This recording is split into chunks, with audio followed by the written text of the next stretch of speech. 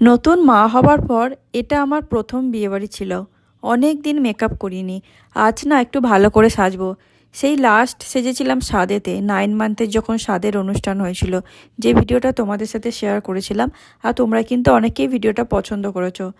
যাকগে, নতুন মা হওয়ার পর তো আর ব্যস্ততার শেষ নেই। সাজগোজ, নিজের কেয়ার সবই যেন ভুলে গেছি।